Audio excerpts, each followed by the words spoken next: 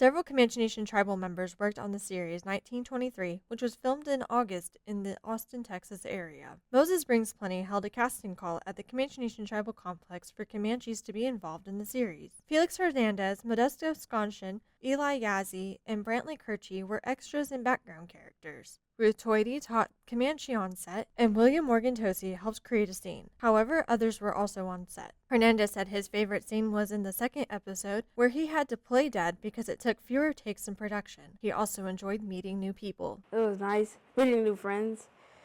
There's this one friend named Luke Kane. He's the nicest. He's my friend now. I play the game with him sometimes and stuff. And I call him sometimes. Sconchen said it was different being on set and representing through film. It felt cool representing my tribe, my family, my northern tribes, and all the Indian countries around the world, just to represent that, we're still here. His favorite scene in the first episode is when the horse riders arrive at the Comanche camp. It felt exciting and new, that since I never experienced it, it was just a new experience for me, because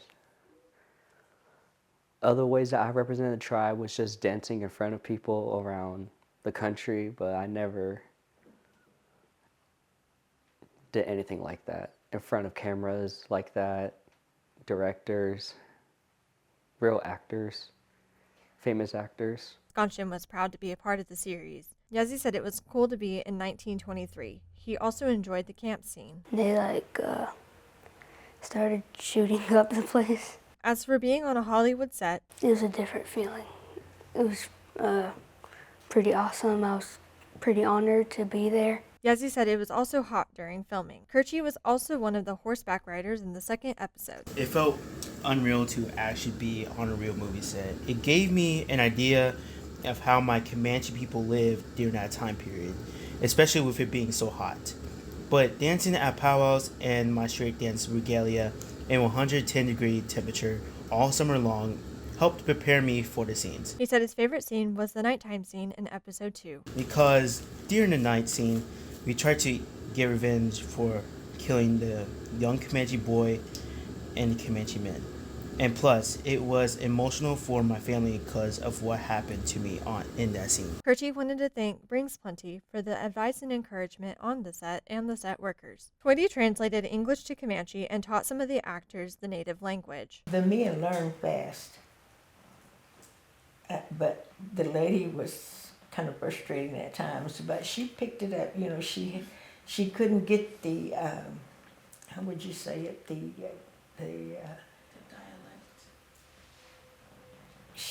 she tried to say it, but she just didn't have that. And it took her a while. But the boys, they were all tribe up north, and they learned by putting my recording that I did, they put it at night, they put it in their ear and sleep with it, listen to it. And then when they go about doing their chores, they'd wear it all the time. To where when we got there, they had come to my trailer and they sat down and talked to me.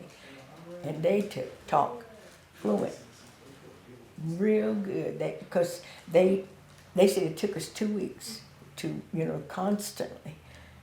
And they learned real good. They spoke it well. She said some of the younger boys did well in learning. It was a great experience for them, because not every Comanche child has that opportunity to be, even the extra. That meant a lot to them. But they could actually see how we were at one time, how we lived and what we had to do to survive. But all in all, it was a real good experience. Tosi was there at the casting call, and that's when he told the crew of 1923 that he could put up teepees. Later on, got a call saying that they wanted me to come down to help with the Comanche camp, to make sure they set it up right and stuff like that. So I said, all right. I didn't get in the movie, but I got to be a bigger part of the movie. And then when I got down here, man, it was hot. It was hot. And so they already had a teepee put up, and the poles was just stuck together like this. So, and they said, well, how's that? And I said, nope, we'll take it down. They said, for reals? I said, yep. So we took it down, and I showed them how to tie it up. And they was watching, they was taking pictures.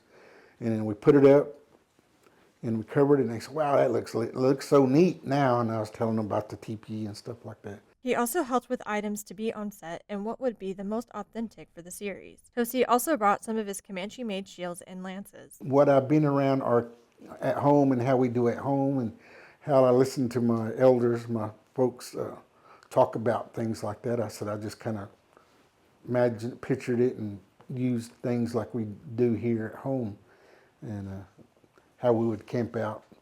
Because we used to do reenactments too around Fort Sill, and put up teepees and things like that. He said growing up, there were authentic Native American sets in Hollywood Western films. White people dress up like Indians, and they're white, and then they paint them brown, and their hair is all one deal. And you can see they use that one from this scene to the next scene, to the next movie, same almost everything, and the way they talk, and